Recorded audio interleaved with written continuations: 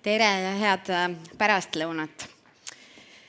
Ma tean, et siin ruumis juba hommikupoolikul ka tsiteeriti inimõiguste ülddeklaratsiooni, aga ma alustaksin ka selle artikli ühe tsiteerimisega. Kõik inimesed sünnivad vabade ja võrdsetena oma väärikuselt ja õigustelt. Kas on tegelikult midagi muud, mida me sooviksime?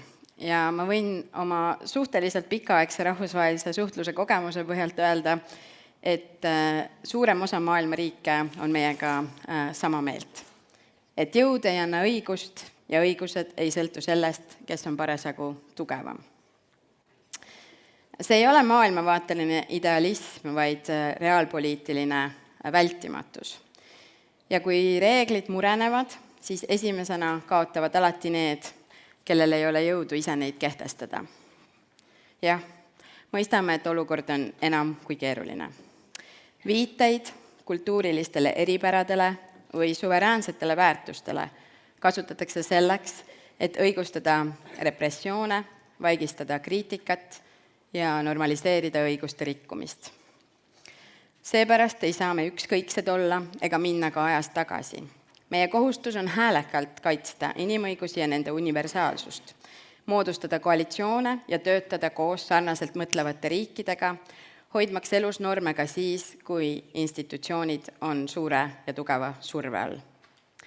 Eesti juhib sel aastal Põhja- ja Baltimaade MB8 koostööd, alustasime äsja oma teistkordset liikmesust ÜRO Inimõiguste Nõukogus ning lõpetasime hiljuti Meediavabaduse koalitsiooni kaasjuhi rollis ja Internetivabaduse koalitsiooni eesistujana. Uskuge mind, seda kõike on Eesti välisteenistuse jaoks päris palju. Võitlus karistamatusega on võtmetähtsusega inimõiguste kaitsmiseks. Seetõttu on Eesti aktiivne rahvusvahelises küüditatud Ukraina laste koalitsioonis, millest ka hommikul palju juttu oli, sest laste küüditamine on ränk rahvusvahelise õiguse rikkumine ja sõjakuritegu, mille puhul tähendaks vaikimine, sellega leppimist või isegi sellele kaasaaitamist. Samameelsete gruppides veame eest vastutusele võtmise ja eritribunali küsimust, sest ilma vastutuseta muutub agressioon normaalseks poliitiliseks tööriistaks, mis on väikeriikide vaatest eriti ohtlik.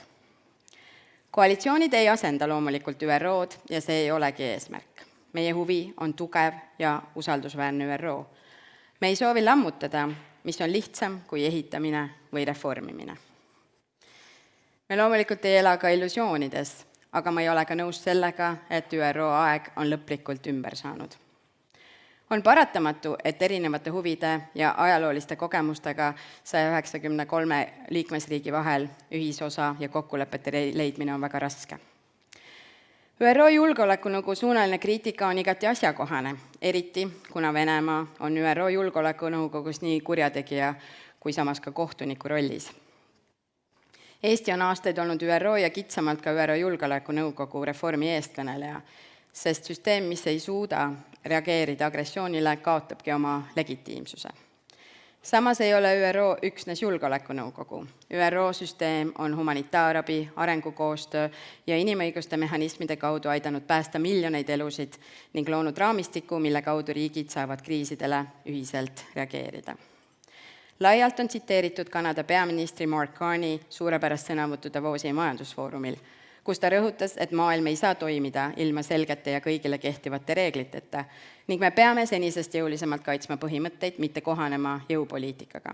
See ei ole Eesti jaoks uus jutt, me oleme seda rääkinud ka juba aastaid.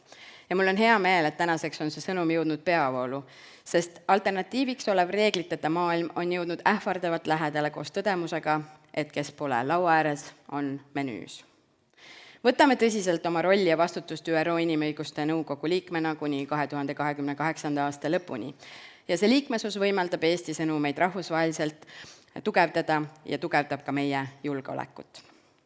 Inimõiguste kaitsmiseks on vaja tähelepanu hoida seal, kus inimõiguseid kõige rohkem rikutakse, mistõttu on meie fookuses Venemaa, Valgevene, Iraan ja laiem Lähis-Ida, Afganistan, Sudaan.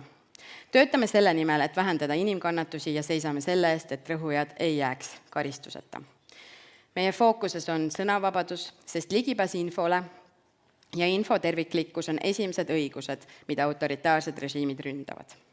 Kokkuvõtteks, Jõupoliitikale kalduvas maailmas ei saa keegi enda eest seista üksi.